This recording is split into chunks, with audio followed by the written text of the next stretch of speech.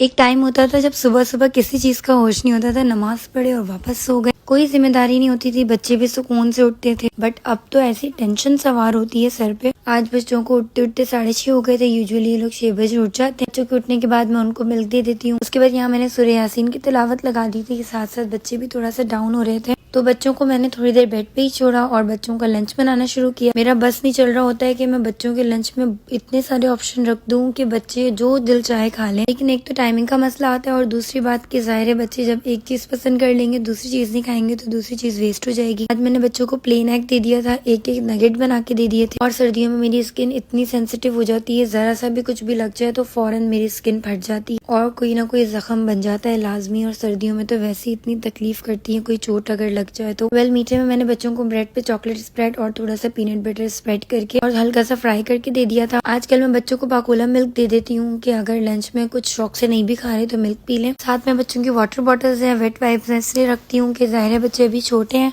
तो अगर मुंह गंदा हो जाए, हाथ गंदे हो जाए तो टीचर्स इजीली क्लीन कर देती हैं और खुद भी बच्चे कर लेते हैं। फिर लंच रेडी करने के बाद मैंने भागम भाग बच्चों को तैयार किया है क्योंकि मैं लंच बनाने में लग गई। मुझे याद ही नहीं रहा कि बच्चों को उठाना। मुझे लगा कि ये लोग आपस में खेल कूद रहे होंगे तो मैं बेफिक्र हो गई। बट जब मैंने लंच बनाने के बाद जाके देखा तो बच्चे सो रहे थे।